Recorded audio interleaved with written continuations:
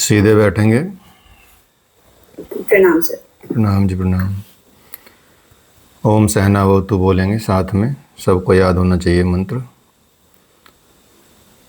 ओम सहनावतु सहनौ भुनक्तु सह वीर्यं कर्वावहै तेजस्विनावधीतमस्तु मा विद्विषावहै।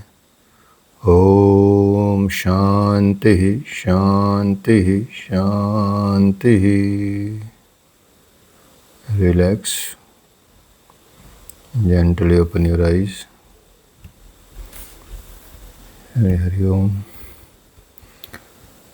हम आपको करा रहे थे ये योगियों का जीवन परिचय। तो मेरा विचार ये है कि जो योगियों का जीवन परिचय में समझाने वाली कोई ऐसी विशेष बात नहीं रहती है, तो आप इसको स्वयं अध्ययन कीजिएगा। योगियों का जीवन परिचय आप खुद पढ़िएगा, उसमें से यदि कोई समस्या हो तो लिखिएगा और लिख के हमसे पूछिएगा, ठीक है। तो जो समझाने वाली बात है वो मेन है, ये तो कभी भी कर सकते हैं। इम्पोर्टेंट ये है कि वो आपको थोड़ा सा चीज़ें वो ना छूट जाएं, जो कंसेप्ट क्लियर करने वाली बात है, ठीक है। तो आज हम इसको करेंगे मंत्र योग। मंत्र योग के विषय में चर्चा करेंगे या मंत्र योग को समझने की कोशिश करेंगे। इसके बाद जो इंट्रोडक्शन रहेगा, सामान्य परिचय, पतंजलि योग सूत्र का सामान्य परिचय। भगवद गीता का आप पढ़ ही रहे हैं तो उसका कोई विशेष आवश्यकता नहीं रहेगी। फिर भी बोलोगे तो एक बार पूरा जब भगवद गीता कंप्लीट हो जाएगी फिर उसका एक बार रिवीजन करा देंगे। पूरा 18 का 18 चैप्टर का एक सार बता देंगे। और फिर हठ रत्नावली और सिद्ध सिद्धांत पद्धति, भक्ति सागर, इसके विषय में चर्चा कर ली जाएगी, ठीक है। तो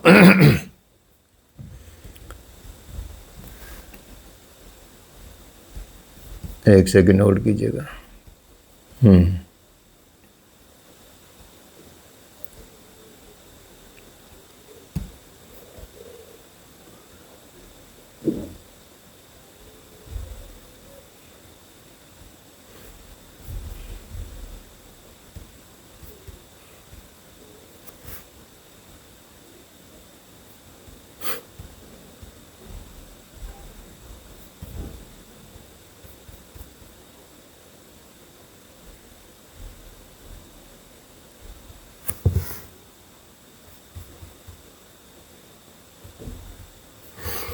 तो मंत्र योग यहाँ समझेंगे हम।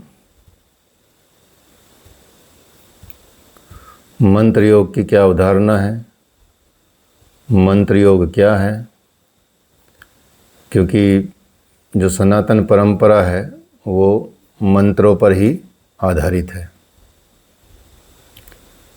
ये सब जानते ही हैं। तो मंत्र किसे कहते हैं या मंत्र योग, मंत्र तो है ही, जो श्लोक होते हैं, मंत्र होते हैं।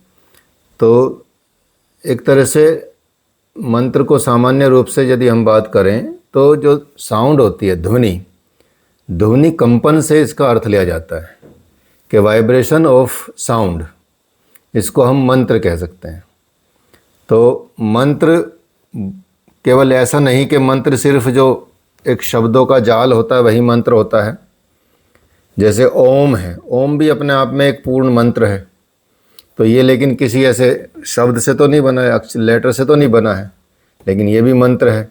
इसी तरह से कई साउंड होते हैं जो मंत्र की तरह यूज़ होते हैं या मंत्र की तरह उनका अस्तित्व होता है और उनका एक प्रभाव होता है मनुष्य जीवन पे या अध्यात्म जीवन पे, ये सब ऐसा रहता है।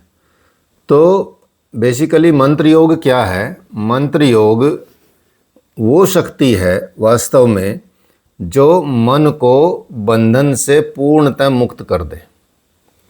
मन को बंधन से मुक्त करने का नाम है मंत्र योग।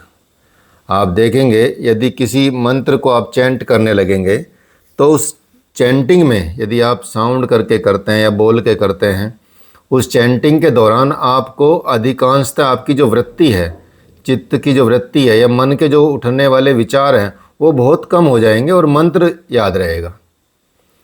चाहे आप गायत्री मंत्र को जाप करना शुरू कर दें या कोई और मंत्र को जाप करना शुरू कर दें, महामृत्युंजय मंत्र को जाप करना शुरू कर दें या भगवान शिव का जो पंचाक्षर मंत्र है उसको जाप करना शुरू कर दें, तो उस जाप के दौरान आपकी जो चित्तवृत्तियाँ हैं वो बहुत कम हो जाती हैं या स्लो हो जाती हैं। आपको वो भगवान का ध्यान ही रहता है। उस मंत्र के प्रभाव की वजह से आपके अंदर वो चीज़ें जो कह सकते हैं कि असुरी प्रवृत्ति की चीज़ें वो दिखाई नहीं देती, भक्ति भाव बढ़ जाता है या ऐसी चीज़ें होती हैं।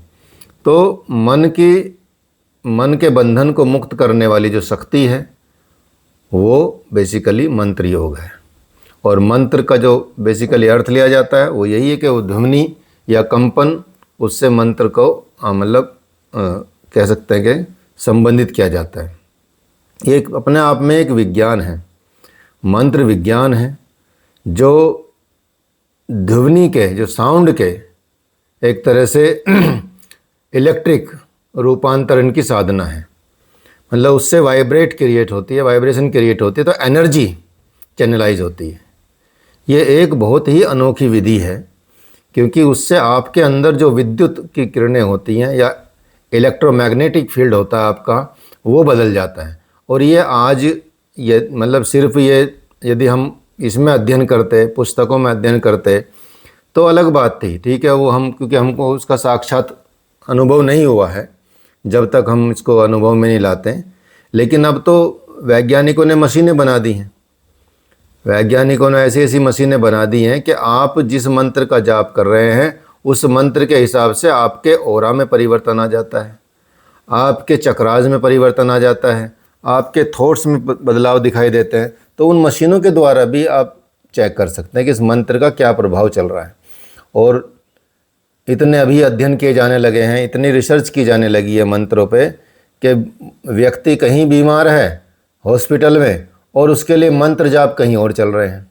जब उसके लिए मंत्र जाप कहीं और चल रहे हैं तो आप देखेंगे कि उस व्यक्ति के जीवन में बदलाव। ये तो एम्स दिल्ली में भी किए गए हैं और कई ऐसे अस्पतालों में की गई है रिसर्च कि महामृत्युंजय मंत्र का जब जाप कराया कुछ मरीजों के उसमें, तो जिनके लिए नहीं कराया उनमें सेम पेशेंट में कोई सुधार नहीं था और जिनके लिए कराया उनमें अप्रत्याशित रूप से सुधार पाया गया। तो ये तो डायरेक्ट रिसर्च भी बताती है। तो मंत्र का इतना प्रभाव होता है जीवन पे, जब आपके लिए किए जाते हैं तब भी, यदि आप खुद करते हैं तब भी, दोनों तरह से असर पड़ता है इसका। तो मंत्र जपान मनोलयो मंत्र योगा, मतलब एक स्पेसिफिक अभिष्ट मंत्र का जप करते करते, जब आपको एक स्पेसिफिक मंत्र का जप करते करते मन जब आपके आराध्य अर्थात अपने इष्ट देव के ध्यान में ऐसा रम जाए, ऐसी तन्मयता प्राप्त कर ले और जो लय भाव को प्राप्त कर ले, उस अवस्था को या उस सिचुएशन को मंत्र योग के नाम से जाना जाता है।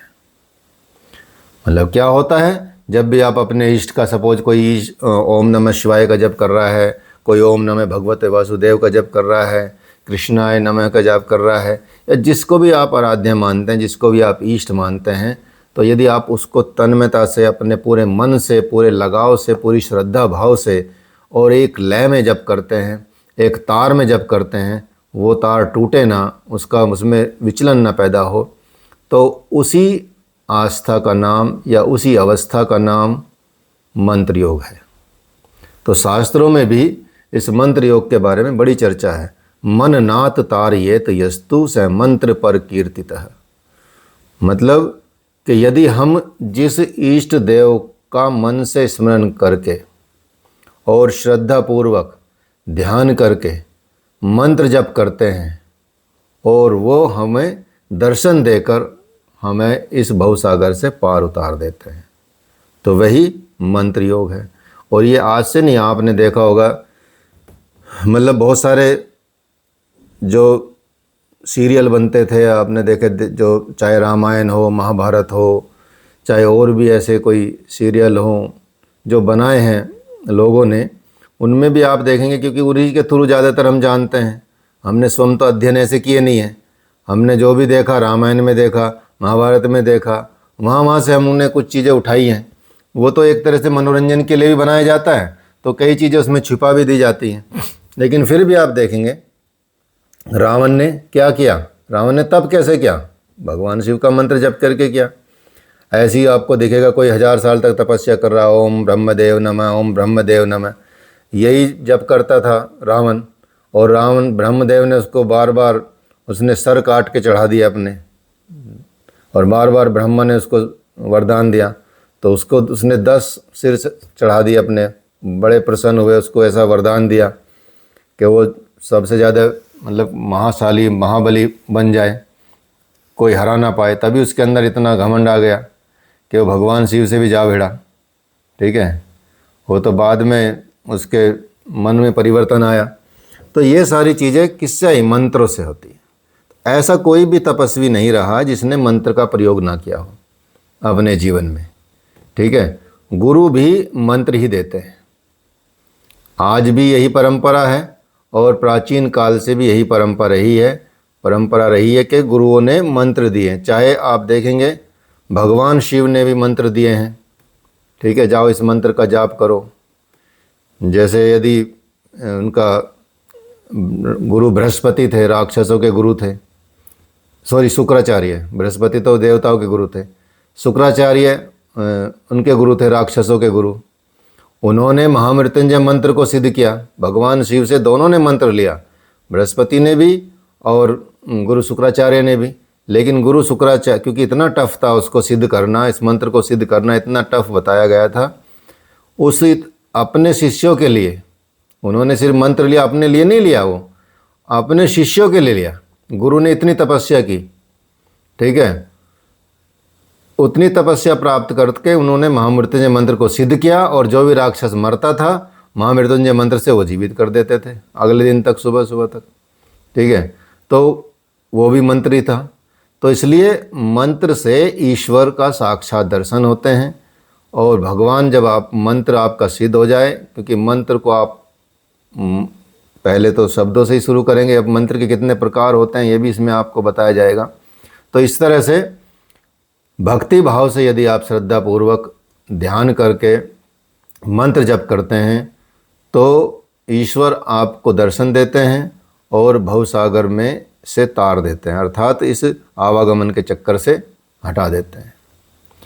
क्योंकि ईश देव के चिंतन करने से, ध्यान करने से और उसके मंत्र जप करने से जो हमारा जो अंतःकरण है वो शुद्ध हो जाता है। आप इस तरह से इसको ऐसे ही समझिए, जैसे मान लिया आपने एक बहुत बड़ा टब है जिसमें गंदा पानी रखा हुआ है, और उसमें आप सिर्फ एक बहुत पतला पाइप डाल दो साफ़ पानी का। ठीक है, साफ़ पानी का आपने उसमें पाइप डाल दिया और निरंतर वो चल रहा हो साफ़ पानी, तो आप देखेंगे कुछ दिनों बाद वो टब साफ़ होके कंप्लीटली साफ़ हो जाएगा और उसमें साफ़ ही पानी रहेगा। सोचिए, तो यदि हमारे शरीर का अंतःकरण यदि हमारा शुद्ध नहीं है, तो रोज़ रोज़ यदि हम थोड़ा पानी डालते रहेंगे, अर्थात मंत्र के द्वारा शुद्धता करते रहेंगे, तो मंत्र से कंटिन्यूस ऐसा जाप करने से हमारा अंतःकरण भी शुद्ध हो जाता है। तो उसी तरह से है, जबकि शुरू में लगता है कि यार ये इतना सा पतला सा पाइप इसको गंदे पानी को कैसे साफ़ कर देगा, लेकिन आप उसको लगातार चलाइए।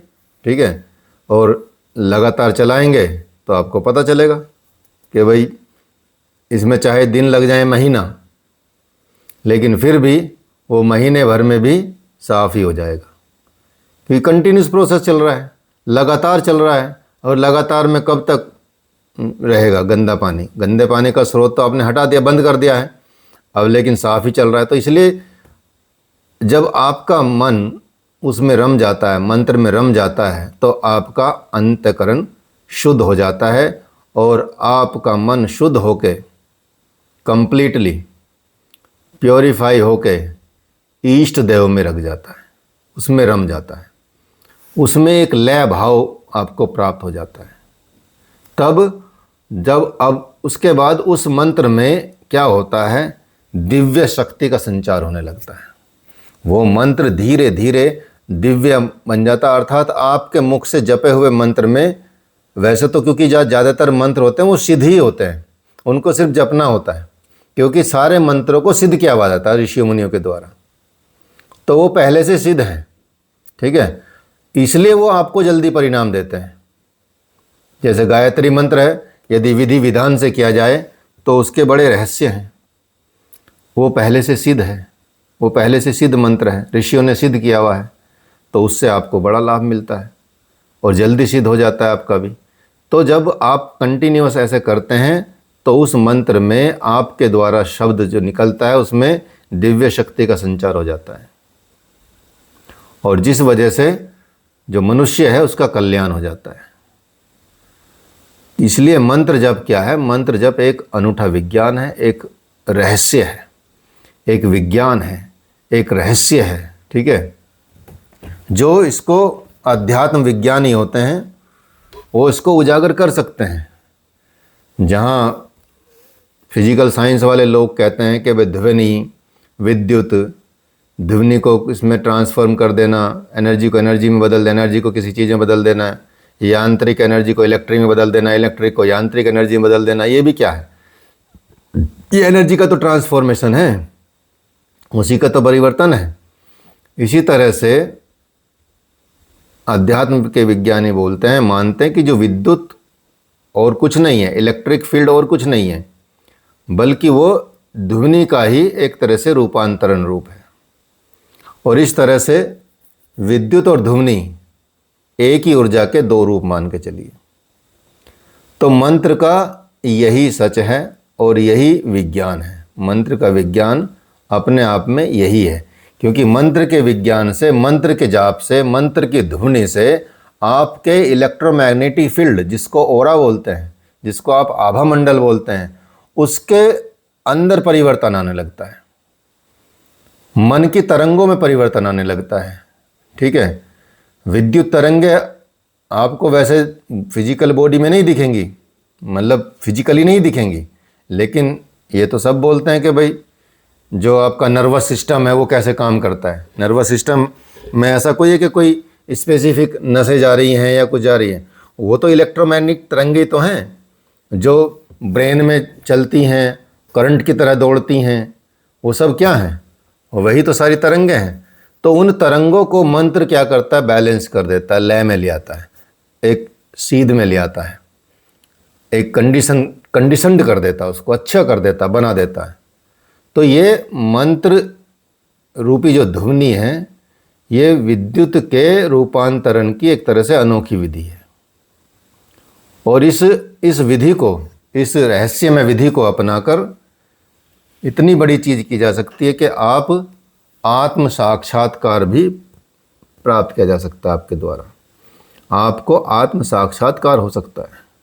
तो इसलिए मंत्र का उपयोग जप के द्वारा किया जाता है, और जब मंत्र का उपयोग जप के द्वारा किया जाए तो उसको क्या कहा जाएगा? जप योग कहा जाएगा।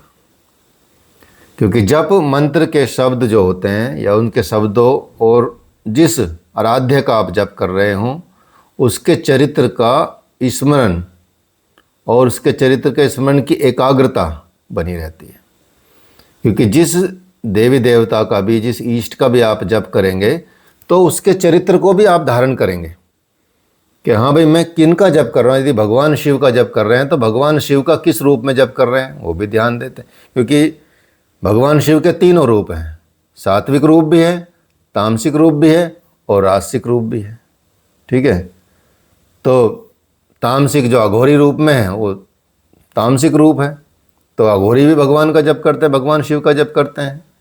इसी तरह से परिवार वाला वो राजसिक रूप मान के चलिए, और जो ध्यान में बैठे हुए हैं एक रूप वो होता है भगवान का, अकेले ध्यान में बैठे हजारों हजारों वर्षों तक उसका ध्यान करेंगे तो वो आप सात्विक उसको बोल सकते हैं। तो इस तरह से भगवान शिव ने अलग तीनों रूप दिखाए ताकि कोई भी नास्तिक न बन पाए। तो इसलिए तामसिक रूप भी भगवान ने प्रस्तुत किया अपना कि भाई चलो कोई नहीं, तुम पूजा पाठ वाले तो बनो, लो ये वाले रूप का पूजा करो, जो तुम्हें पसंद है उसी रूप की पूजा करो, कोई दिक्कत नहीं, लेकिन श्रद्धावान बने रहो, आस्तिक बने रहो। नहीं तो श्रद्धा से हट जाएगा तो फिर इंसान का स्वरूप एकदम बदल जाएगा। तो जप मंत्र से आप जब करते हैं, अपने आराध्य का जप मंत्र करते हैं तो उसके चरित्र का भी आप स्मरण करते हैं उसके चरित्र में भी आपकी एकाग्रता बढ़ती है। इसलिए जो श्रद्धापूर्वक भक्ति से या श्रद्धापूर्वक या भक्तिपूर्वक जो जप किया जाता है वो 100%, वो जप 101% सिद्धिदायक होता है, वो आपको सिद्धि देता है। जप करते समय जो कुछ भी सोचा जाता है, जो साधक उसका संकल्प करता है, जिस किसी चीज़ का भी संकल्प करता है, साधक का जो संकल्प होता है उसे यदि वो जप के समय सोचता रहे और श्रद्धापूर्वक भक्तिपूर्वक अच्छी भावना के साथ जप करता रहे तो मंत्र द्वारा प्राप्त ऊर्जा द्वारा वो दिव्य शक्ति को प्राप्त कर लेता है और वो साधक अपनी संकल्प सिद्धि को प्राप्त कर लेता है। इसके लिए हमें दिव्य भावना, श्रद्धा, भक्ति और सभी तरह के और सभी के मंगल की कामना करनी चाहिए। तो मंत्र अवश्य ही जीवन को उत्कृष्ट बना देता है, ये उत्कृष्टता लाता है मनुष्य के जीवन में। तो उत्कृष्ट जीवन क्या करता है, आत्म साक्षात्कार कर लेता है और आत्म साक्षात्कार के पथ पर भी आगे की ओर बढ़ता है और मोक्ष की प्राप्ति कर सकता है। आपने देखा होगा जितने भी राक्षसों ने भी मंत्र जप किए हैं, लेकिन जिस दौरान वो मंत्र जप करते थे उनके अंदर पूर्ण श्रद्धा होती थी, पूर्ण भक्ति होती थी और वो मतलब पूरे संकल्प के साथ उस मंत्र को करते थे। तो भगवान प्रसन्न होकर उनको भी वरदान देते थे। जैसे ही उनको वरदान मिलता था तब वो बिगड़ जाते थे कि अब तो आ गया भाई। फिर उनके अंदर भगवान शिव ने भस्मासुर को वरदान दिया, भगवान शिव को ही भस्म करने चल पड़े। ठीक है, तो भगवान शिव को भागना पड़ा कि जैसी हाथ रखेगा तो ये तो मुझे ही भस्म कर देगा, क्योंकि ऐसा खतरनाक वरदान दे दिया भगवान ने। तो फिर भगवान विष्णु ने जान बचाई कि भाई ठीक है। तो इसलिए इतना मतलब भगवान अपनी क्षमता से अपने से ऊपर तक शक्ति दे देते हैं। सोचिए, मंत्रों से, सिर्फ मंत्र की तपस्या करने से। तो यदि हम मंत्र के उद्देश्य को देखें तो मन में जो हमारी तामसिक वृत्तियां हैं उनको मुक्त करना है मंत्र का उद्देश्य। जो हमारे तामसिक विचार बढ़ गए हैं, जो हमारे विकार बढ़ गए हैं, उनको थोड़ा सा ध्यान में देना है, उनको हटाना है। इसलिए जप के द्वारा हम क्या करते हैं, अपने व्यक्तित्व का पूरा एक तरह से रूपांतरण कर देते हैं, उसको पूरा चेंज कर देते हैं। और जप योग से ये बड़ा जल्दी संभव हो जाता है। जप करते रहेंगे तो आपके अंदर जल्दी परिवर्तन आते रहेंगे, क्योंकि शुरू में तो जप ही चाहिए ना। शुरू में आपको जपना पड़ेगा। शुरू में मन में उतारने लगोगे, मन से करने लगोगे तो मन थोड़ा भटकेगा, लेकिन उससे सध जाएगा। जब आप जप करेंगे तो उससे मन सधने लगेगा और फिर वो मंत्र जप की बजाय फिर आपके मन में चला जाएगा धीरे धीरे। तो हर एक मनुष्य अपने जीवन की जितनी भी इच्छाएं होती हैं, आकांक्षाएं होती हैं, उनको पूर्ति के लिए जीवन भर वो लगा रहता है, कोशिश करता रहता है कि भाई कुछ प्राप्त हो जाए, कुछ प्राप्त हो जाए। ठीक है, तो मनुष्य का मन हमेशा इच्छा पूर्ति में लगा रहता है, इच्छा पूर्ति में रमा रहता है। वो एक चीज़ मिली दूसरी की इच्छा करने लगेगा, दूसरी मिली तीसरी की इच्छा करने लगेगा। मतलब इच्छा का कभी अंत नहीं होता। आपको प्राप्त होता जाएगा और आपकी इच्छाएं बढ़ती जाएंगी। इसलिए संसार की जो सांसारिक भोग विलास की वस्तुओं की प्रवृत्ति में, इच्छाओं में और अहंकार की प्रवृत्ति में मनुष्य का ये स्वभाव रहता है कि वो ज़्यादातर इन्हीं उसमें लगा रहता है। तो इस चीज़ों को कैसे हटाया जाए, तो उन्हीं ऐसे ही प्राकृतिक गुणों से मुक्त करा देते हैं मंत्र और यथार्थ ज्ञान करा देते हैं आपका जप योग, मंत्र योग। तो मंत्र जप के द्वारा ऐसे व्यक्तित्व का ऐसे रूपांतरण हो जाता है, उसकी मानसिक क्रियाएं, उसकी शारीरिक क्रियाएं, उसकी आध्यात्मिक क्रियाएं और उसकी जो भी स्पिरिचुअल जर्नी है उसमें मंत्र योग बड़ा ही कारगर सिद्ध होता है। तो मंत्र का बड़ा रहस्य है, मंत्र का इतना बड़ा रहस्य है कि ये आपको, इसके लिए कोई ऐसा स्थान की ज़रूरत नहीं होती, इसके लिए कहीं ऐसा नहीं कि भाई इसके लिए कोई टाइम स्पेसिफिक चाहिए। आप ध्यान में बैठेंगे तो उसके लिए स्पेसिफिक चाहिए, लेकिन मंत्र तो आप चलते फिरते दौड़ते भागते कुछ काम करते करते भी आप भोजन बनाएं तो भोजन बनाते बनाते मंत्र जाप कर रहे हैं, आप देखिए कितना स्वाद प्रसाद बन जाएगा। उसमें आप कुछ भी नहीं डालेंगे तब भी वो उसमें दिव्य स्वाद आ जाएगा। ठीक है, जैसे बोलते ना कि भाई भंडारे के आलू पूड़ी तो बस उसके जैसा घर पे कभी बनता नहीं है। ठीक है, कि भंडारे का आलू पूड़ी हुआ या कहीं ऐसी जगहों पे हुआ तो उसका क्या प्रभाव होता है, क्योंकि वो उसकी जो चेतना होती है, जब भोजन बनने वाली चेतना होती है वो प्रभु के लिए होती है, इसलिए उसको प्रसाद बोलते हैं, खाना नहीं बोलते हैं, प्रसाद बोलते हैं। ठीक है, खाना और प्रसाद में तो बहुत अंतर होता है। प्रसाद में भोग लगाया जाता है तब प्रसाद बनता है, तो इसलिए खाने का हम सबसे पहले भोग लगाएं, अपने भगवान को भोग लगाएं। रोज़ जो जो खाना बना भगवान को अर्पित करके खाएंगे तो वो अपने आप में प्रसाद बन जाएगा। मीराबाई ने तो जहर भी अर्पित कर दिया था, वो भी प्रसाद बन गया, वो भी ना मीराबाई को मार पाया। इतना फर्क पड़ जाता है खाने और प्रसाद के अंतर। ठीक है, इसलिए जब आप बाहर का खाते हैं, होटलों में जाके खाते हैं तो प्रसाद होता नहीं है, वो तो खाना होता है। और आप 2 दिन में ऊब जाते हैं, 2 दिन में परेशान हो जाते हैं, बल्कि बीमार हो जाते हैं। अभी कुछ दिन पहले 1-1.5 महीने पहले गुजरात का कुछ परिवार आया था रहने यहाँ पे हमारे पास। ठीक है, पूरा परिवार आया, 10-15 लोग थे कि जी यहीं रुकना है, थोड़ा छुट्टी करनी, बिजनेसमैन लोग हैं तो छुट्टी के लिए आए। अब वो जाते थे तो आ जाते थे, रोज़ घूमते जाते आ जाते थे और खाना यहीं खाते थे शाम को आके। एक दिन किसी ने उनको 5 स्टार होटल में बुला लिया पार्टी के लिए कि भाई यहाँ आ जाओ पार्टी करो। ठीक है, तो उन्होंने वहाँ गए तो वो जो बढ़िया बढ़िया खाना सारा मिला, कह रहे पूरा बता रहे कि जी इतना बढ़िया खाना था, ये था सारा जो हाई क्लास, लेकिन हमारा वहाँ खाने का मन ही नहीं किया। हमने थोड़ा थोड़ा खाया और रात को 12 बजे हमारे अंदर मन में 1 बजे हमको फ़ोन किया, जी दरवाज़ा खोल दो हम आ गए हैं। मैं कहा भाई तुम तो जा रहे थे, उन्होंने नहीं हमारा वहाँ मन नहीं लगा। ठीक है, कि हमको तो यहाँ की दाल रोटी सब्जी सबसे ज़्यादा अच्छी लग रही। मसूरी गए घूमने, 2 दिन रुके वहाँ, 3 लोग बीमार होके आए। क्यों? क्योंकि वहाँ खाना बन रहा और जब भीड़ भाड़ रहती है तो हर सब चीज़ पेल देते हैं, वो कोई फेंकते कोई हैं। अगर मान लिया किसी भी पदार्थ से कोई चीज़ ऐसी गुजर जाए, कीड़े मकोड़े कुछ भी, तो वो फेंकेंगे कोई उस चीज़ को? ज़िंदगी में नहीं फेंकेंगे। वो तो और मसाला तड़का लगा के आपको दे देंगे। ठीक है, फ्रिज में मतलब बड़े बड़े जगहों की बात है कि मतलब फ्रिज में 10-10 दिन का भी दाल जमा के रखते हैं फ्रीजर में, उसको पिघला पिघला के आपको खिलाते हैं। ठीक है, तो ये अंतर होता है खाने में और प्रसाद में। ठीक है, कैलाश भाई साहब जाते हैं, कहीं भी जाते हैं, वो पूरी दुनिया में जहाँ भी ट्रैवल करते हैं 99% वो घर से मंगाते हैं खाना, चाहे वो विदेश में भी हो। सब इंडियन ही है, हर जगह रहते हैं, अपने घर का बना कर लेके आते हैं। दिल्ली में आते हैं तो अपने हमारे घर यहीं से जाता है, घर से ही जाता है। ठीक है, यहाँ आते हैं हरिद्वार देहरादून या इंटरनेट पूरी दुनिया में, वो बाहर से खाते नहीं है, होटल का खाते ही नहीं है।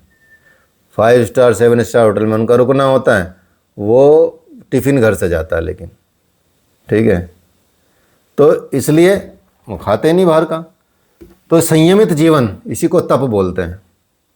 इस जीवन को ही तप कहा जाता है कि भाई ज़्यादातर जैसे आश्रम के परंपरा आत्मानंद बाबा हैं, वो बहुत ट्रैवल करते हैं, तो हमेशा कभी भी वो बिना भोजन के चलते नहीं हैं, लेके चलते हैं। और एक का नहीं, कम से कम 8-10 लोगों का भोजन लेके चलते हैं। 20-50 रोटी लेके चलेंगे, कुछ सब्जी बनवा लेंगे सूखी और लेके चलेंगे, नहीं तो मतलब बिना उसके चलते ही नहीं है। खाते ही नहीं बाहर, कोई मतलब ही नहीं है। ठीक है, तो ऐसा संयमित जीवन जीते हैं तो अपने आप ही सात्विकता बढ़ जाती है, अपने आप ही बीमारियां भाग जाती हैं। तो ये फ़र्क पड़ता है। और जब आप उसके साथ मंत्र का प्रयोग करते हो, भोजन के साथ खाने से पहले आप ये वाला मंत्र बोल सकते हैं, ओम सहनावतु सहनो भुनक्तु सह वीर्यम करवावहै तेजस्वी नामधेतमस्तु मा विद्विषावहै। बड़ा गूढ़ मंत्र है, गूढ़ रहस्य है। ये गुरु के साथ बोला जाता है, जब शिक्षा शुरू करते हैं या गुरु शिष्य परंपरा होती है तब बोला जाता है।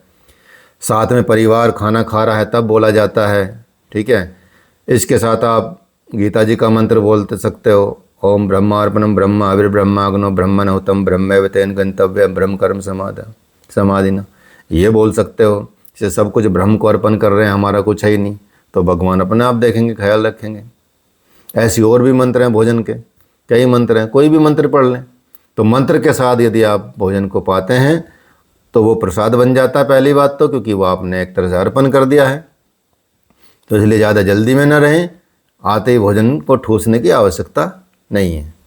ठीक है, थोड़ा विचार करें और 5-7 मिनट भोजन से पहले ध्यान में बैठ जाएं भगवान के। कुछ भी याद ना रहे तो बस ये याद रहे कि भाई हम मुझे भोजन करने से पहले 10 मिनट बैठना है, 10 मिनट बाद में भोजन कर लो। ठीक है, आपका नित्य काम हो जाएगा रोज़। तो मंत्र का ये मतलब रहस्य होता है। सोचिए, मंत्र इतने प्रभावशाली होते हैं। मंत्र से आपकी चित्त शुद्धि होती है, सामने वाले पदार्थ की भी चित्त शुद्धि होती है। ठीक है, जैसे कई थेरेपीज़ में जो आजकल थेरेपी चल रही है, अल्टरनेटिव थेरेपी हो गई, ठीक है, रेकी हो गई या EFT हो गई, और भी थेरेपीज़ हो गई जो स्पिरिचुअल से रिलेटेड होती हैं। स्पेशली वो जो विज्ञान से रिलेटेड होती हैं उनका तो ज़्यादा वो नहीं रहता, लेकिन जो स्पिरिचुअल होती हैं उसमें चीज़ों को चार्ज किया जाता है मंत्रों के द्वारा। कि अगर कोई बीमार भी है व्यक्ति और यदि चार्ज करके आपने उस दवाई को दिया तो दवाई का असर बढ़ जाएगा, दुगना हो जाएगा, तिगना हो जाएगा। बीमारी में तो संभव इलाज होगा भी होगा, लेकिन साथ में उसका मतलब बढ़ जाएगा। जैसे मतलब एक पूरा उदाहरण समझिए कि कोई व्यक्ति यदि बीमार होता है और उसके लिए कोई हीलिंग शुरू होती है तो उसके रास्ते कई गुना खुल जाते हैं। ऐसे व्यक्ति टकराने लगते हैं, ऐसे लोग आ जाते हैं सामने कि जो उसको ठीक करने के लिए मतलब तैयार रहते हैं और ठीक हो जाते हैं। तो मंत्र के हम थोड़े टाइप्स पढ़ेंगे, टाइप्स देखेंगे कौन कौन से मंत्र होते हैं, मंत्र जप कौन कौन से होते हैं, मंत्र जप। ठीक है, तो पहला मंत्र जप होता है नित्य जप। पहला मंत्र जप है नित्य जप। जो जप नियमित रूप से और नित्य प्रति किया जाता हो उसे नित्य जप कहते हैं। कम मतलब कंटिन्यूअस जो करता हो उसको, कोई देखा होगा अपने मन में राम राम राम राम राम रटता रहता है, निरंतर जप करता रहता है। नित्य किया जाने वाला जप, नियमित रूप से किया जाने वाला जप, उसको नित्य जप कहते हैं। एक होता है नैमित्तिक जप। नैमित्तिक जप अर्थात किसी निमित्त के उद्देश्य से किया जाता है, किसी उद्देश्य से किया जाता है। जैसे मान लिया कि भाई हम ये बीमार हो गए, इनका महामृत्युंजय मंत्र का जाप करो, तो वो एक निमित्त है कि भाई हाँ हमको इनको ठीक करना है, तो इसके लिए हम महामृत्युंजय मंत्र का जाप कर रहे हैं। तो वो हो गया नैमित्तिक जप, उसे नैमित्तिक जप कहते हैं। किसी निमित्त के क्या किसी उद्देश्य से किया जाता है तो वो नैमित्तिक जप हो गया। एक होता है काम्य जप। जब जप का अनुष्ठान किसी कामना की सिद्धि के लिए किया जाता है, जब कामना की सिद्धि के लिए किया जाता है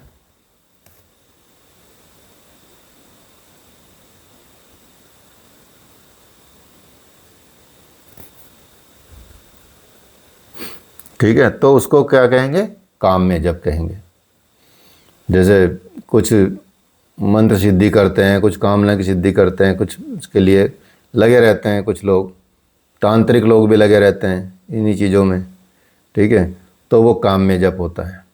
एक होता है निषिद्ध जप।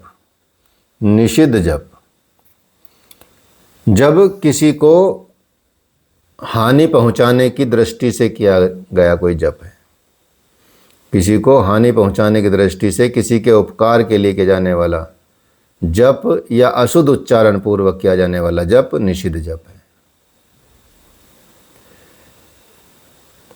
कभी तीव्रता से कभी मंत्रता से किया जाता है तो ऐसे जप निष्फल होते हैं, अर्थात उन जप का कोई असर नहीं होता। यदि आपकी भावना उचित नहीं है तो जप किसी का नुकसान नहीं करते, जप किसी की हानि नहीं करते। अगर हानि करने के उद्देश्य से किया जा रहा है तो वो हानि नहीं होगी, बल्कि चीज़ें उल्टी हो जाएंगी, बदल जाएंगी। वो हानि करने का विचार ही त्याग देगा मनुष्य। या फिर अशुद्ध जप होगा तो वो भी नहीं माना जाएगा, वो भी निषिद्ध हो जाएगा। तो ऐसे जप हमेशा निष्फल होते हैं, उनका कोई फल प्राप्त नहीं होता। उन ऐसे जप को हम निषिद्ध जप में काउंट करते हैं। तो फिर क्या होता है, एक होता है प्रायश्चित जप। प्रायश्चित जप वो होता है जब जाने अनजाने में यदि हमारे अंदर कोई मतलब अपराध हो गया हमसे, या कोई दोष आ गया हो किसी वजह से, तो हम उस दोष को ख़त्म करने के लिए प्रायश्चित करते हैं। और प्रायश्चित कर्म किया जाता है। जो मन में संस्कार पड़ गए हैं उनसे मुक्त होना, या पाप कर्मों से मुक्त होने के लिए जो मंत्र जप किए जाते हैं उन्हें प्रायश्चित जप कहते हैं। तो ऐसे जपों को हम प्रायश्चित जप कहते हैं। अर्थात कई बार ऐसा होता है कि चलो जाने अनजाने में जो भी गलती हुई हो वो क्षमा करना भगवान, ठीक है। तो मान लिया हर चीज़ तो आपको पता नहीं है, आप कौन सी गलती कर रहे हैं कौन सी नहीं कर रहे हैं। हो सकता है कि आपको उसका आभास ही ना हो, तो ऐसी अनजाने में गलती हो जाती हैं, ठीक है। तो उसका प्रायश्चित कर लेना, ये सब चीज़ें उसको प्रायश्चित जप कहते हैं। अचल जप। अचल जप तब किया जाता है जब आप एक आसन में बैठ जाते हैं। आसन में बैठकर आसनबद्ध होकर स्थिरतापूर्वक, उसको अचल जप कहते हैं। अचल जप में आपका कोई भी अंग प्रत्यंग हिलता नहीं है, भीतर ही भीतर मंत्र जप चलता है। ऐसे जप को अचल जप कहते हैं। मतलब आपका कोई भी बॉडी का पार्ट हिलेगा नहीं, ठीक है। और एक आसन में बैठ के आप जप करेंगे तो उसको आप अचल जप कह सकते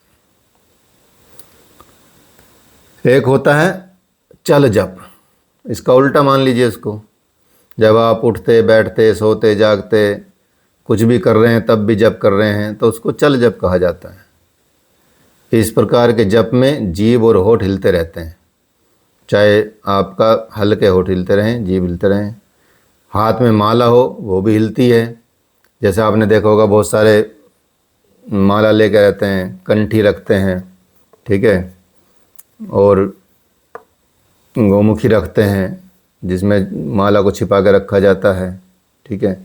तो उस माला से जप किया जाता है, उसकी भी विधि है एक प्रॉपर कि कैसे माला का जप करना, कहाँ उंगली होनी चाहिए। फिर माला को पलटा नहीं जाता, अर्थात उसको पार नहीं किया जाता। जो सुमेरु होता है, मोटा जो दाना होता है उसके अंदर, उसको पार नहीं करते, उसको माला को उलट लेते हैं तो फिर वहीं से शुरू हो जाता है। अर्थात उसको क्रॉस नहीं किया जाता। इसकी विधियाँ हैं, मंत्र जप ऐसे माला जपने की विधियाँ हैं। तो माला जैसे इस्कॉन वाले बहुत लोग करते हैं, हरे राम हरे कृष्ण का जाप करते रहते हैं वो, ठीक है। तो ऐसी अवस्था में चल जप होता है।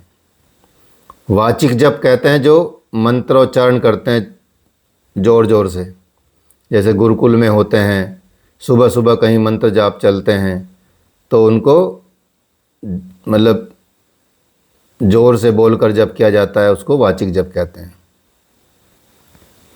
जब साधक ऐसी वाचिक जप करता है तो उसकी वाणी में मंत्रोच्चारण करने की एक शक्ति आ जाती है, अमोघ शक्ति आ जाती है, अद्भुत शक्ति आ जाती है।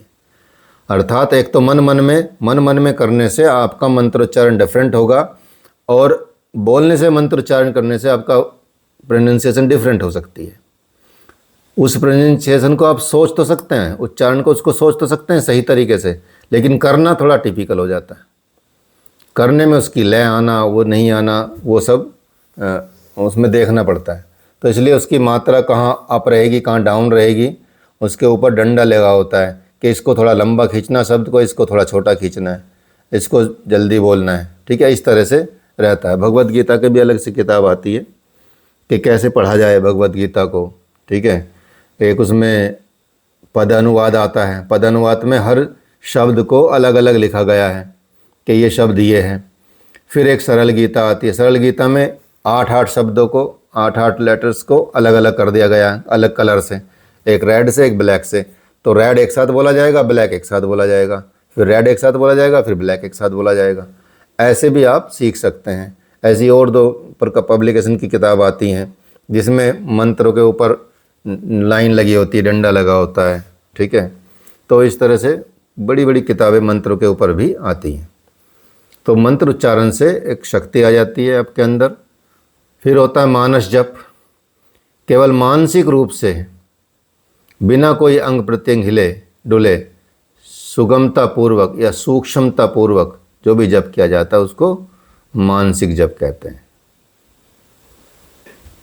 चुपचाप मन में चल रहा है, चल रहा है, चल रहा है, बस चुपचाप बैठे हैं और मन में चल रहा है, चाहे कैसे ही बैठे हैं, सोफे पे बैठे हों, पलंग पे पड़े हों, कहीं भी करें, बस एकदम लेटे लेटे भी जप कर रहे हैं। रात को जप करते करते सो रहे हैं, रात को जप करते करते सो रहे हैं। ठीक है, तो ऐसा भी आप जप कर सकते हैं। ठीक है,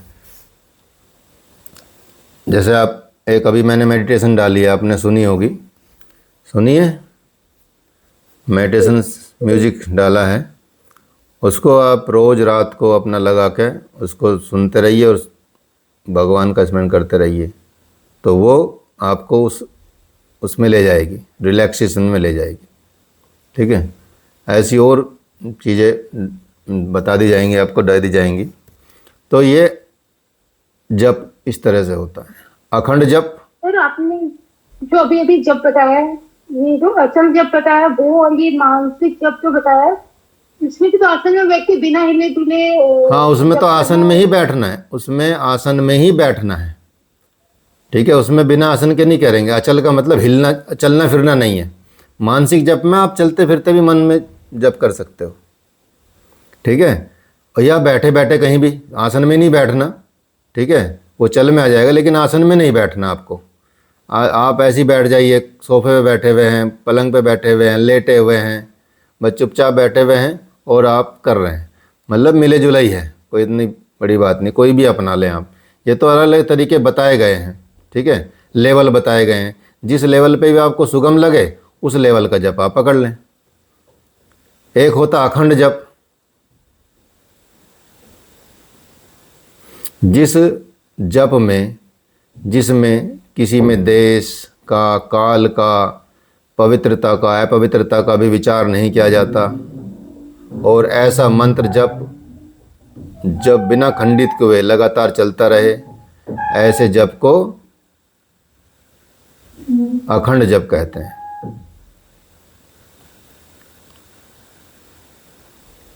अखंड जप। हाँ जी सर, जैसे हम लोग माला करते हैं तो प्रॉपर बैठ के करनी चाहिए, और या तो जैसे कोई लोग होते हैं ना कि चलते फिरते भी करते हैं, तो हाँ, माला तो कैसे भी कर सकते हैं। माला में तो चल रही, हाथ ही चल रहा है तो पैर चलने में कोई दिक्कत नहीं है। ठीक है, बैठ जाएंगे तब भी चलेगा, हाथ तो चलेगा ही आपका। ठीक है, चलता रहेगा चलता रहेगा। ठीक है, माला को उलट लेते हैं, उसका फिर दोबारा शुरू हो जाता है। तो कितनी माला एक दिन में कर रहे हैं आप, उसका भी, जैसे हमारे गीता के सेमिनार करते हैं तो उसमें ज़्यादातर साधक माला का जप करते रहते हैं। तो उनका ये टारगेट रहता है कि भाई सब बताता है अपनी बढ़ चढ़ के, जी मैं 10 माला रोज़ करता हूँ, मैं 20 माला रोज़ करता हूँ, मेरी इतनी माला हो जाती है। अब एक वो भी आ गया, माला की जप की जगह एक यंत्र बना दिया। ठीक है, घड़ी जैसा, वो उंगली में पहन लेते हैं अंगूठी की तरह, और उसको टक टक करते रहते हैं, दबाते रहते हैं। ठीक है, कि चलो भाई इतना काउंटिंग होगी मेरे मन की। ठीक है, तो मन की सेटिस्फेक्शन के लिए ये है कि हर जगह वो माला टांग के नहीं घूम सकते, लेकिन अंगूठी से पहन के तो हर जगह घूम सकते हैं। तो 50% ही सही, लेकिन उसका तो 50% भी लाभ मिलेगा ही। ठीक है, तो मंत्र जैसे यंत्र में आता है तो वो उसका असर कम हो जाता है। ठीक है, जैसे घर में लगा कर रखते हैं ना लोग, उसमें म्यूजिक में, रेडियो में, या किसी भी चलता रहता है गायत्री मंत्र कई लोगों घर में। ठीक है, गायत्री मंत्र चल रहा है और साथ में लड़ाई झगड़े भी चल रहे हैं। ठीक है, ये चलता रहता है, तो उसका असर इतना नहीं होता। अगर मन में चलेगा तो फिर लड़ाई झगड़े कम चलेंगे। वो तो बस चल रहा है, बस जैसे कोई चीज़ चलती छोड़ दी है ऐसे चल रहा है, उसका कुछ दिनों बाद ऐसा असर हो जाता है। 1-2 दिन अच्छा लगेगा, हाँ भाई मंत्र चल रहा है घर में, 2-3 दिन बाद नॉर्मल, वो मंत्र सुनाई भी नहीं देगा कई बार बातों में। ठीक है, कि वो चल भी रहा नहीं चल भी रहा, वो ध्यान ही नहीं जाएगा। ठीक है, तो वो ऐसा चलता रहता है, तो उसका असर इतना ज़्यादा नहीं होता। बस ठीक है, मन की संतुष्टि के लिए ऐसा लगता है, लेकिन यही वही मंत्र यदि आपके मन में चलने लगे, तो उसका असर कई गुना बढ़ जाता है। वही मंत्र यदि आप माला लेके करेंगे उसका भी असर पड़ेगा। वही मंत्र यदि बटन दबा के करेंगे तो उसका असर उल्टा होगा, मतलब उल्टा नहीं होगा, मतलब उतना असर नहीं होगा। ठीक है, तो लेकिन वही बताया कि जैसी जिसकी सुविधा, पहले उस लेवल को तो पार करें, धीरे धीरे लेवल भी बढ़ जाएगा।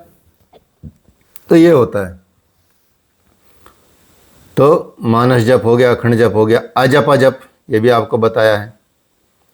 श्वास प्रश्वास के साथ चलने वाले जप को अजप अजप कहते हैं। श्वास प्रश्वास में विराम नहीं होता, उसमें कभी वो रुकती नहीं है।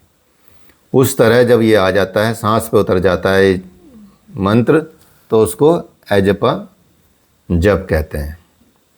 बिना विराम के चलता रहता है। जब तक श्वास शरीर में है तब तक वो चलता रहेगा। ऐसी उपांशु जप होता है।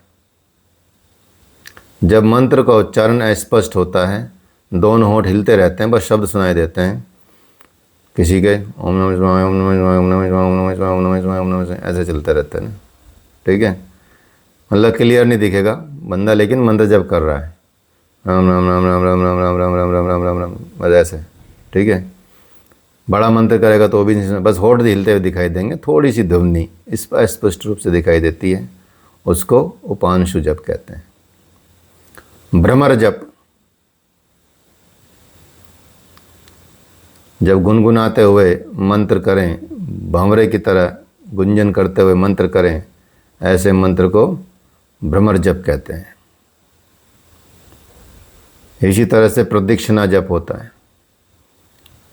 कहीं देव स्थान पर गए, मंदिर में गए, देवता की प्रदक्षिणा करने गए, ठीक है, उस समय किया जाने वाला जप मंत्र जप होता है। ठीक है, जैसे आपने देखा होगा, मुंह से भी नहीं करते कई लोग। अभी कहीं मोनेस्ट्री में गए होंगे आप, जैसे कहीं जाते हैं ना, धर्मशाला जैसी जगहों पे, या लद्दाख में भी कई मोनेस्ट्री हैं ऐसी, जो बड़ी बड़ी मोनेस्ट्री हैं, बड़ी रहस्य में। तो उनमें क्या रहता है, उनमें सर्कल, वो मंत्र लगे रहते हैं और गोल गोल घूमते रहते हैं पहिए से, उन पे हाथ ला चलाते हैं और समझो वो जप होता जा रहा है, आपका मंत्र जप होता जा रहा है। वो ऐसा भी जप है। तो पहिया जप उसको बोल दीजिए, सर्कल जप बोल दीजिए, व्हील जप बोल दीजिए, वो अलग है। उनकी जो आपने देखो, जहाँ भी तिब्बती होते होंगे या ऐसी जगहों पे आप देखेंगे, कन्नास सी माला सी टकी होती हैं, और कुछ कपड़े के तिकोने वो टंगे होते हैं, कई गाड़ियों में लोग लगा के रखते हैं। ठीक है, वो भी मंत्र ही होते हैं कि वो हवा से चलते हैं, मंत्र चलते रहते हैं, जप होता रहता है। ठीक है, वो उसको भी जप कहते हैं। ठीक है, वो हालांकि अपने सनातन में उल्लेख नहीं है उसका, लेकिन उनके यहाँ उल्लेख है, उनके यहाँ वो मंत्र जप माना जाता है। तो ऐसे मंत्र जप करते हैं। बोल के करने वाले मंत्र को आप जब बोल के करते हैं तो उसको वाचिक जप या बैखरी जप भी कह सकते हैं। ठीक है, तो इस तरह से ये मंत्रों के प्रकार मान के चलिए आप। जो प्रदक्षिणा जप है, इसमें मतलब बोलते नहीं है, सिर्फ वो जो आप बता रहे हो कि ऐसे हाथ लगा के या उसकी ध्वनि से जो हो रहा है वो है सिर्फ? हाँ, या अगर वो प्रदक्षिणा करते समय भी अगर कोई जप कर रहे हो तो हाँ, वो भी प्रदक्षिणा जप कहलाएगा? अपने जो सनातन में है वहाँ तो बोलना पड़ेगा, मंदिर में, ठीक है, देव स्थान पे। लेकिन जहाँ मोनेस्ट्री हैं, जहाँ बुद्धिस्ट हैं, बुद्धिस्टों में ये ऐसा है। ठीक है, और हम बुद्धिस्ट हैं नहीं, बुद्धिज्म अलग सिस्टम है। ठीक है, तो उनका वो सिस्टम है कि वो हाथ घुमाते रहेंगे और वो आपका मंत्र चलता रहेगा। उनका मतलब होता है कि जितनी बार घुमाया उतनी बार आपका मंत्र जाप हो गया, ऐसा है। ठीक है, वो हाथ से किए जाने वाला जप है। मन में चाहे कुछ भी चल रहा, पता ही नहीं क्या जप है, क्या मंत्र है, तो उसकी ज़रूरत नहीं कि क्या मंत्र चल रहा है, बस घुमा दो तो मंत्र हो गया। हवा चलती रहेगी, जितनी बार हिलेगा उतनी बार मंत्र चल रहा है। तो उनकी भी थ्योरी है, उसका भी कोई साइंस जरूर होगा, रहस्य जरूर होगा। ठीक है, बारीक रहस्य हो सकता है। लेकिन अपना मंदिर में, देवताओं में, यदि मान लिया भगवान शिव के मंदिर में गए तो भगवान शिव का मंत्र जाप कर रहे हैं, तो मन में करेंगे या तो फिर बोलते हुए करेंगे। ठीक है, वो ऐसे नहीं कि टच करने के से हो जाएगा, हमारे यहाँ टच करने से नहीं होता। ठीक है, उसको बोलना पड़ता है, चाहे किसी भी प्रकार से बोलें, मन में बोलें, मुंह से बोलें, ठीक है, थोड़ा थोड़ा बोलें, ज़्यादा बोलें, इस तरह से। फिर भी 3 तरह के जप बहुत श्रेष्ठ माने गए हैं। जिनमें एक आता वाचिक जप जिसको बैखरी बोलते हैं, एक उपांशु जप और एक मानसिक जप। ये मनुस्मृति में ये बताया गया है कि विधि यज्ञ जप यज्ञो विशिष्टो दशज्ञ भीर्गुणे उपांशु स्वच्छात गुणः सहस्त्रो मानसः स्मृतः। मतलब किसी विधि में वाचिक जप जो कि बोलकर किया जाने वाला यज्ञ है, अर्थात जप को यज्ञ की संज्ञा दी गई है। वाचिक जप 10 गुना श्रेष्ठ है, उपांशु जप इससे 100 गुना श्रेष्ठ है और मानसिक जप उससे 1000 गुना श्रेष्ठ है। तो जब आप बोल के करते हैं मंत्र, वो नॉर्मल नहीं कर रहे हैं ना मंत्र, या कैसे कर रहे हैं, तो वो कोई भी और तरीका अपना रहे हैं उससे 10 गुना श्रेष्ठ हो जाता है वाचिक जप, चाहे कोई और भी तरीका अपना रहे हो। तो वाचिक जप हो गया 10 गुना श्रेष्ठ, ठीक है। और उपांशु जप हो गया 100 गुना श्रेष्ठ, अर्थात हल्का हल्का मुंह पे चल रहा है, बस होठ चल रहे हैं।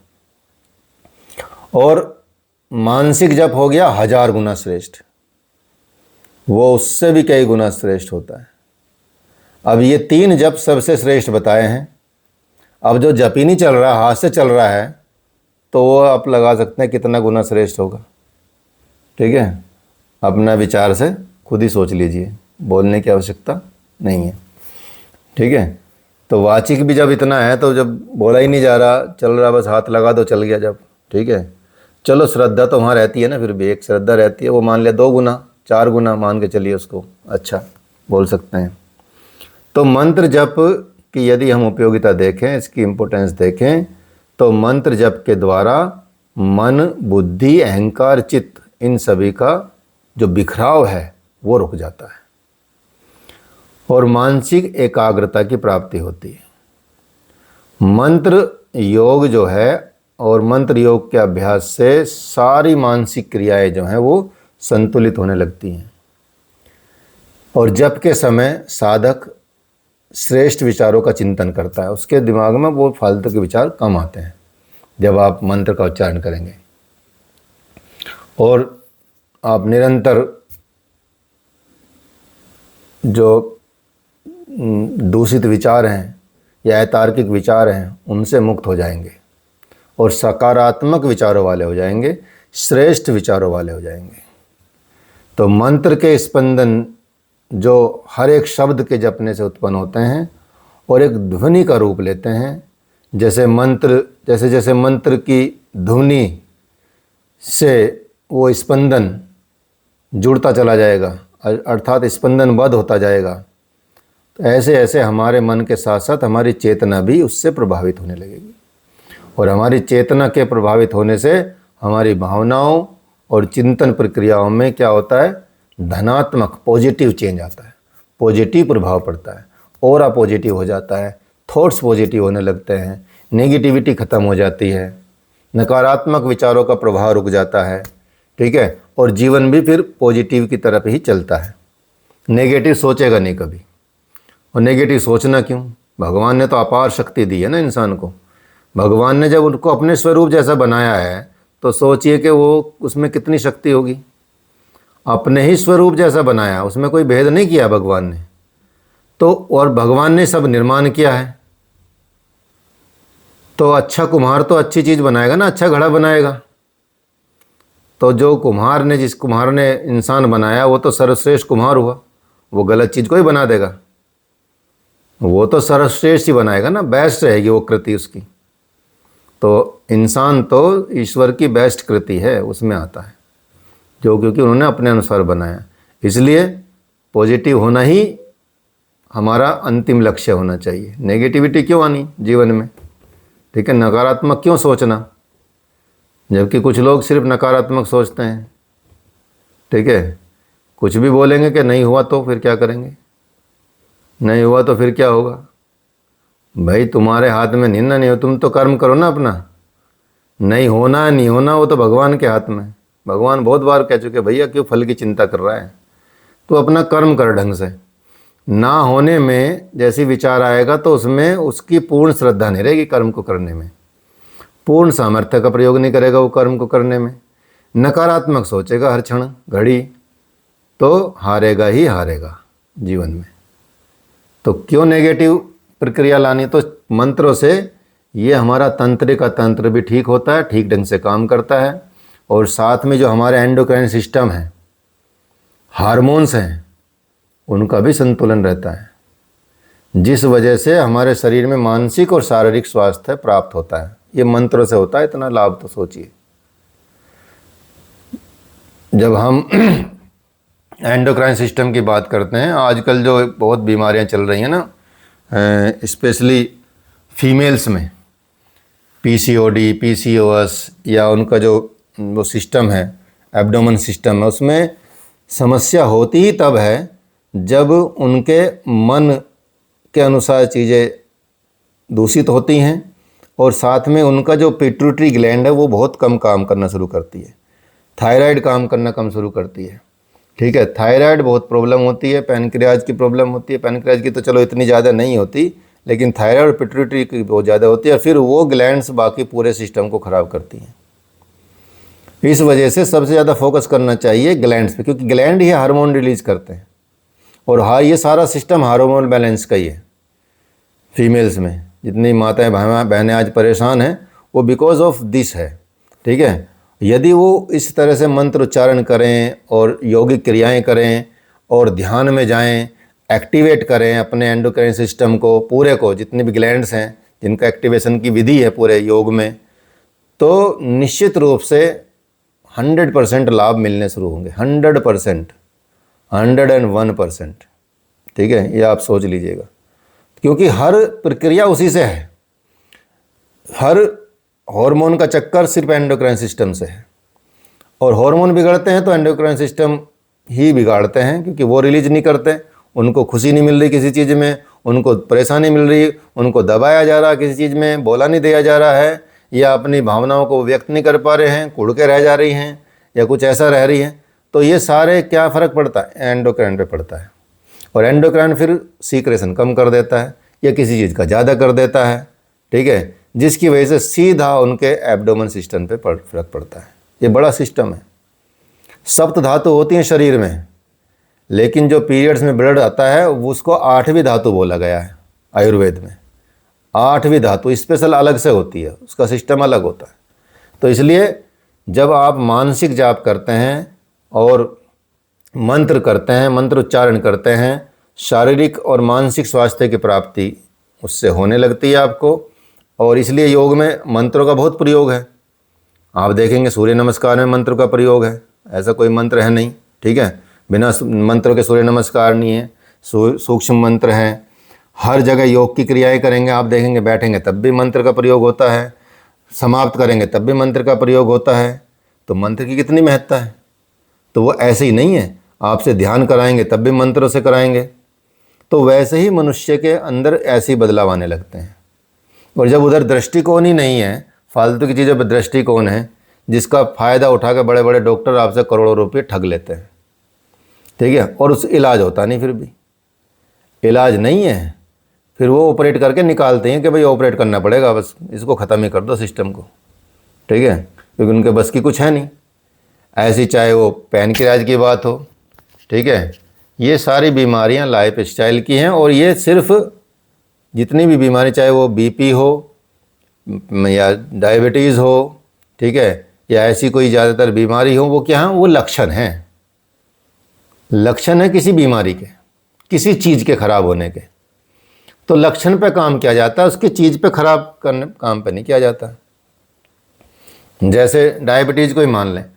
डायबिटीज़ क्या है? डायबिटीज़ अपने आप में एक ऐसी बीमारी है जिससे जो इंसुलिन होता है, जब आप कोई भी चीज़ खाते हैं तो उसमें ग्लूकोज होता है, मीठा होता है, तो वो क्या करती है, इंसुलिन जाती है, निकलती है, और वो सेल्स में अप्लाई करती है, उसको सेल्स के दरवाजे खोल देती है कि चल जाओ, शुगर अब यहाँ जाएगी।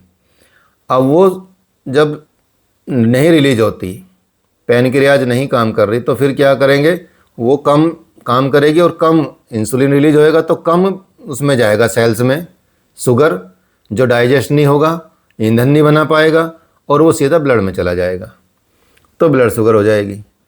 अब इसको ऐसे ही समझिए, दवाई लेने का मतलब है कि एक मान लिया दरवाज़ा है और दरवाजे को खोल के इंसुलिन अंदर जा रही है, तो जब तक उसके कब्जे जो होते हैं वो स्मूथ चल रहे हैं तब तक तो ठीक है, काम कर रहा है। लेकिन आपने वो तो कब्जे खराब कर दिए, तो अब कब्जे पे काम नहीं कर रहे हैं, आप क्या काम कर रहे हैं, वो धक्का देने पे ज़्यादा काम कर रहे हैं। पुश करेंगे, अच्छा भाई एक आदमी पुश कर रहा, अब 2 आदमी पुश करेंगे। अब एक इंजेक्शन से काम चला था, अब 2 इंजेक्शन लगाने लगेंगे। अब 4 गोली खा रहे थे, अब 10 गोली खाने लगेंगे। सिर्फ पुश करने पे दरवाजे पे काम करें, न कि कब्जे ठीक करने पे। सीधी सी बात है, कब्जे में तेल डालो, उतनी प्रेशर से खुल जाएगा। तो वहाँ काम करेंगे तो जितना ये माफिया है वो कैसे डेवलप होगा, इतनी बड़ी बड़ी बीमारियां कैसे हॉस्पिटल में वो जो खुले हुए हैं वो कैसे करेंगे। उसके डायबिटीज़ से फिर अन्य बीमारियां होती हैं, किडनी खराब होती है, लीवर खराब होता है, अंधापन आता है आँख में, बुद्धि खराब होती है, इतनी सारी समस्याएं होती हैं। कुछ नहीं करना, 10 मिनट कपालभाति करो और पेट में अग्निसार कर लो रोज़, देखो जीवन में शुगर नहीं हो सकती, कभी नहीं हो जाएगा। 10 मिनट करो, हर 10 बार हर मिनट पे अग्निसार करो, पेट को आगे पीछे करो, पूरा हिलाओ डुलाओ, ठीक है। किसी को नौली आती है, नौली कर लो, ठीक है, धीरे धीरे नौली भी आ जाती है, तो कभी भी डायबिटीज़ होगी नहीं और कब्ज भी नहीं होगा। लीवर ठीक रहेगा, किडनी ठीक रहेगी, ठीक है, सब चीज़ ठीक रहेगी, सिर्फ 5-10 मिनट की क्रिया से। सोचे, लेकिन इसका असर इंजेक्शन जैसा नहीं दिखाई देता, इंजेक्शन लगाया और दर्द बंद, ऐसा नहीं दिखाई देता, इसलिए इस पर लोगों का विश्वास नहीं होता। जबकि पूर्ण रूप से इसमें सब इलाज है, ऐसा ही नहीं। आयुर्वेद और योग मिलके तो सब इलाज कर देते हैं, और जिनका जो विश्वास नहीं करते आयुर्वेद में, उनका इलाज करने को मना कर दिया गया। वैद्य जी को खास मना किया कि भाई वैद्य जी पहले देख लेना कैसा मरीज आया है, क्योंकि नहीं तो तुम्हारी बदनामी करेगा बाहर जाके, ठीक तो होगा ही नहीं, ठीक नहीं होगा दूसरा इज्जत खराब करेगा तुम्हारी। तो ऐसे मरीज का पहले इंटरव्यू ले लेना, उसको कितना विश्वास है ऐसी दवाइयों पे, तो ही उसका इलाज करना, नहीं तो इलाज मत करना। ऐसा सीधा निषेध किया गया है। तो ऐसे दिमागी व्यक्तियों का तो इलाज भी नहीं होता। तो ये है, तो मंत्र जब से हमको सिद्धि मिलती है, और इसमें कोई भी संदेह नहीं है। जितना जितना जप होता जाएगा उतने उतने दोष आपके मिटते चले जाएंगे, अंतःकरण शुद्ध होता जाएगा, और जैसे जैसे अंतःकरण शुद्ध होता जाएगा वैसे वैसे आपका साधना बढ़ती चली जाएगी, ध्यान बढ़ते चला जाएगा, और मनुष्य देवत्व को प्राप्त कर लेगा, और एक दिन वो नर से नारायण बन जाएगा, अनेक सिद्धियों का अधिकारी बन जाएगा। इसलिए मंत्र में बहुत सिद्धि होती है, बहुत शक्ति होती है। जागृत मंत्र के जप से शीघ्र ही आपको सिद्धियाँ मिल जाती हैं, जो मंत्र जागृत किए जाते हैं, जागृत हुए होते हैं। बहुत सारे प्राचीन काल में आप देखेंगे अनेकों ऋषियों ने, ज्ञानियों ने, भक्तों ने मंत्र के जाप के द्वारा ही इष्ट के दर्शन किए हैं, दैवी शक्ति प्राप्त की है, कामना की सिद्धि प्राप्त किया है, वर प्राप्त किया है, ठीक है। ये सब चाहे कोई भी हो, ऋषि मुनि आज भी देखेंगे, चाहे वो तुलसीदास हो, सूरदास हो, मीरा हो, रामकृष्ण परमहंस हो, सब ने मंत्र जाप को उच्च कोटि तक पहुंचाया, मतलब मंत्र जाप उच्च कोटि तक किए। यहाँ तक कि डाकू रत्नाकर ने भी मंत्र जाप से ही सिद्धि प्राप्त की है। तो मंत्र जाप से इतनी जल्दी आपको सिद्धियों का मिलना हो जाता है। महर्षि पतंजलि ने भी अपने ढंग से मंत्र जाप की विधि और लाभ बताया है। तज पस्तदर्थ भावनम, मंत्र का जाप और अर्थ सहित यदि चिंतन पूर्वक किया जाए तो जिस देवता का जप कर रहे हैं उसका ध्यान और चिंतन करते रहने से ईष्ट के दर्शन होते हैं, और उनके साथ वार्तालाप और वरदान प्राप्त करने संभव हो जाता है। ये मंत्र का सिद्धि बताई है महर्षि पतंजलि ने भी, ठीक है। तो यह है मंत्र योग, समझ गए। अब कोई इसमें प्रश्न हो तो आप पूछ सकते हैं। मंत्र योग आपका समाप्त। बस मंत्र में इतनी शक्ति है, अगर जैसे मंत्र का जाप करते हैं अगर उसके उच्चारण में त्रुटि हो जाती है तो उसका कोई नुकसान नहीं होगा। पहले उच्चारण सीखिए, उसके बाद मंत्र जप कीजिए। नहीं तो साधारण मंत्र लीजिए जिसका उच्चारण सही कर सकते हो। उच्चारण में त्रुटियाँ तो त्रुटियाँ, वो असिद्ध हो जाए, वो निष्फल हो जाएगा, बताया ना एक ऊपर, वो मंत्र ज़्यादा सफल नहीं होता, ठीक है। तो ये है, तो इसलिए पहले कितना उच्चारण सीखना, आप तो सीख सकते हैं, ठीक है। मन में भी उच्चारण करेंगे तो शुद्धि करेंगे ना, तो शुद्धता का तो अलग असर होगा, ठीक है, ये रहता है। जो जैसे मान लो मंत्र जप नहीं करते हैं, बिगिनर लेवल लोग हो गए, उन्होंने